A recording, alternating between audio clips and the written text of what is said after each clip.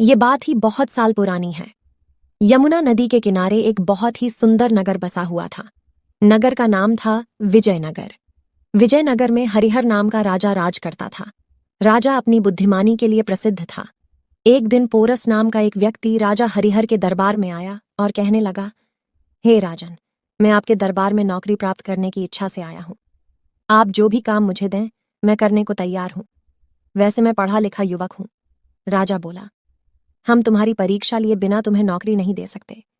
यदि तुम हमारे यहाँ नौकरी करना चाहते हो तो हमारे दरबार में सुबह ही हाजिर हो जाना। परंतु याद रहे कि तुम कोई भी उपहार हमारे लिए नहीं लाना, परंतु बिना उपहार लिए खाली हाथ भी मत आना। सारे दरबारी राजा का मुंह देखने लगे।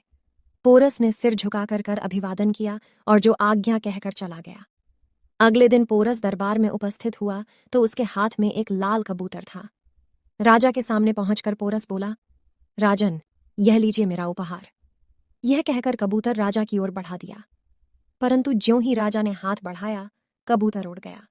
राजा ने कहा, पहली परीक्षा में तुम सफल हुए हो। इसके पश्चात राजा ने धागे का एक छोटा सा टुकड़ा पोरस को देते हुए कहा, कल हमारे लिए इस धागे से आसन बुनकर लाना, हम उसी आसन पर बैठेंगे। पोरस ने धागा लिया और जो आज्ञा राजन कहकर चल दिया। सारे दरबारी इस बार पोरस को देखने लगे और सोचने लगे कि यह व्यक्ति तो बहुत मूर्ख लगता है। पर शाम को पोरस ने राजा के नौकरों के हाथ एक सींग भिजवाई और कहलाया, इसका बना चरखा रात तक मेरे पास पहुंचवा दीजिए, सुबह मैं आसन लेकर आऊंगा। राजा पोरस का मतलब समझ गया। अगले दिन राजा ने अपने सिपाहियों के हाथ कुछ फूलों के बीज भेजे और कहलवाया, कल सुबह इन बीजों से उगे खिलते पौधे लेकर हाजिर हो जाओ। पोरस ने सिपाहियों को 2 गत्ते के डिब्बे दिए और राजा के पास संदेश भिजवाया, राजन, मैं बहुत गरीब आदमी हूँ। इन डिब्बों में से एक में धूप और एक में हवा भरकर भिजवा दीजिए। फूल खिल जाएंगे और मैं लेकर दरबार में हाजिर हो जाऊंगा। राजा, मंत्री व दरबारी पोरस की चतुराई से प्रसन्न हो गए थे।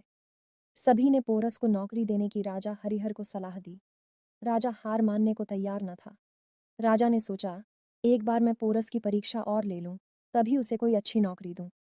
राजा ने अपनी सिपाहियों से पोरस के पास सूचना भिजवाई, राजा का आदेश है कि तुम सुबह राजा के दरबार में हाजिर हो, परंतु न तुम पैदल दरबार में आओ और न ही घोड़े पर, न तुम वस्त्र पहनकर दरबार में आओ और न ही इनके बिना। राजा की इस शर्त से सभी दरबारी व सिपाही सकते में आ गए। वे सोचने लगे कि आज राजा की सूचना पाकर पोरस रातों रात नगर छोड़कर भाग जाएगा। वे सोच रहे थे कि शायद राजा हरिहर को पोरस की बुद्धिमानी पर शक है और उसको नौकरी नहीं देना चाहते हैं, इसी कारण ऐसी अटपटी शर्त रखी है। परंतु उनकी कल्पना के विपरीत पोरस सुबह ही दरबार में हाजिर हुआ। वह कछुए पर सवार होकर दरबार में पहुंचा था। सभी दरबारियों की निगाह पोरस पर ठहरी हुई थी। पोरस ने अपने शरीर पर मछली पकड़ने का जाल ओढ़ा हुआ था। पोरस ने जाकर राजा को झुककर प्रणाम किया। राजा बोले, पोरस, तुम सचमुच बुद्धिमान हो। तुमने मेरी उन शर्तों को पूरा कर दिखाया जिन शर्तों को सुनकर मेरे अपने दरबारियों व मंत्रियों का सिर नीचा हो गया। मैं तुम्हें आज से ही अपना प्रमुख सलाहकार व मंत्री नियुक्त करता हूं। सारा दरबार तालियों से गूंज उठा। सारे नगर में पोरस की बुद्धिमानी की प्रशंसा हो रही थी। इसलिए ये बात सत्य है कि कभी कभी बुद्धि से कठिन कार्य को भी सरलता से किया जा सकता है। अगर आपको यह कहानी पसंद आई है तो वीडियो को लाइक शेयर जरूर करें।